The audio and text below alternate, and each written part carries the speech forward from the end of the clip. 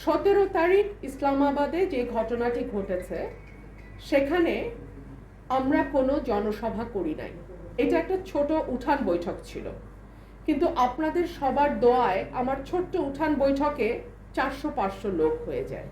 এটা আল্লাহর রহমত, আল্লাহর মেহেরবানি, আপনাদের সবার দোয়া। আমি মাইক ব্যবহার করি না, আমি হ্যান্ড মাইক ব্যবহার করি।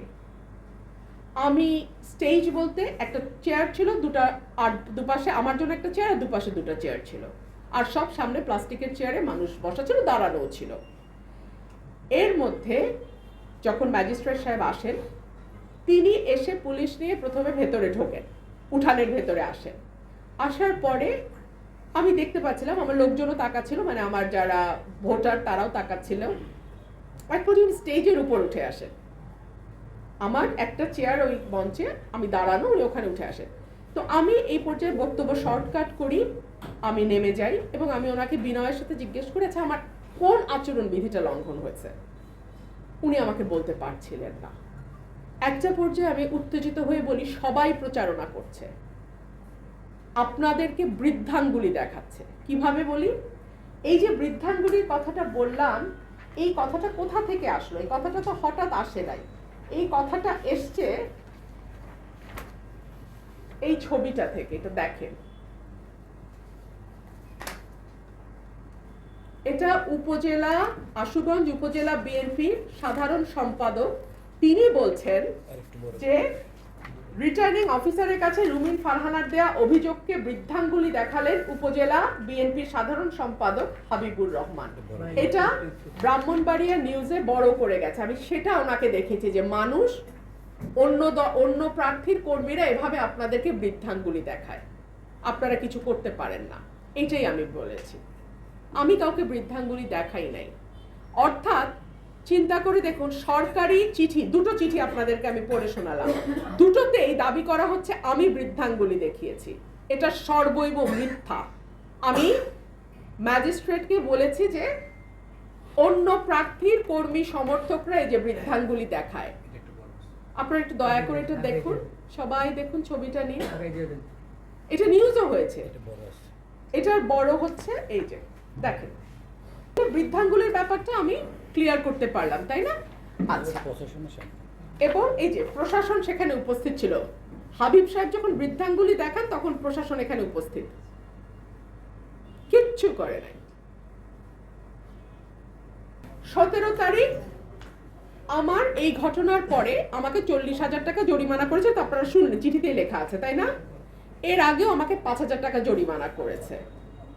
আচ্ছা, 40,000 টাকা ওই দিন জরিমানা করলো, তাহলে তো আমার অপরাধের শাস্তি হলো 40,000 টাকা জরিমানা। তারপরে দ্বিতীয় অ্যাকশন হলো, উপজেলা নির্বাহী অফিসার বা ইউনো, তিনি চিঠি পাঠালেন অনুসন্ধান ও বিচারিক কমিটি, নির্বাচন অনুসন্ধান ও বিচারিক কমিটি। তার মানে এক অপরাধের জন্য আমার 2 নম্বর শাস্তি। এখানেই থামলো না, 3 নম্বর শাস্তি হিসেবে রিটার্নিং কর্মকর্তা বা ডিসি, উনি আবার আমাকে একটা নোটিশ পাঠালেন। আমি এখনো সেই নোটিশ পাই নাই, সামাজিক যোগাযোগ মাধ্যমে দেখেছি। ঠিক আছে, তাইলে কি হলো, একটা অপরাধের জন্য আমাকে 3 জায়গায় শাস্তি দেওয়া হলো, 40,000 টাকা জরিমানা, অনুসন্ধান কমিটির কাছে রিপোর্ট, এবং ইউনো ডিসি আমাকে শোকজ নোটিশ করা। এক অপরাধে 3 সাজা। এই প্রশাসনের অধীনে আমি কেমন করে নির্বাচন করি, যারা অলরেডি এতটা বায়াসড? আচ্ছা, এইবার আসেন, আজকে সকালে আমি রিটার্নিং কর্মকর্তার কাছে গিয়েছিলাম এবং সেখানে গিয়ে আমি বলেছি, বিএনপি জোটের যিনি প্রার্থী জুনায়েদ আল হাবিব, তিনি কিভাবে জনসভা করছেন এটা কি আপনারা জানেন না? জানেন। আমি এই সকল কিছু, জুনায়েদ আল হাবিবের ফেসবুকে গেলে আপনারা দেখবেন বিরাট বিরাট স্টেজ করে বিরাট ভাবে উনি প্রোগ্রাম করছেন, বিশাল স্টেজ, লোক যাই হোক, স্টেজ অনেক বড়, মাইক আছে, সাউন্ড সিস্টেম আছে, সব আছে। আর আমি একটা হ্যান্ড মাইক নিয়ে চলি। এরপরে উনি গরু জবাই দিয়ে মানুষ খাওয়াচ্ছেন। বিএনপির জোট প্রার্থী গরু জবাই দিয়ে মানুষ খাওয়াচ্ছেন শাহবাজপুর। তারপরে বিএনপির জোটের প্রার্থী বলছে কোনোভাবেই রুমিন ফারহানাকে ভোট দেয়া যাবে না, বহিষ্কৃত রুমিন ফারহানার কাছে কেউ যাবেন না। জুনায়েদ আল হাবিব, সময় টেলিভিশনে নিউজ এন্ড লিংক। এগুলো যখন আমি ডিসি সাহেবকে দেখালাম এবং দেখি ওনাকে বিনীতভাবে প্রশ্ন করলাম, আমি তো এখন পর্যন্ত ৪৫,০০০ টাকা জরিমানা দিয়েছি, বিএনপি জোটের প্রার্থী কত টাকা জরিমানা দিয়েছে? আমি ১.৫ ঘন্টা ওনার সামনে বসে থেকেও এই অঙ্কটা ওনার কাছ থেকে জানতে পারলাম না।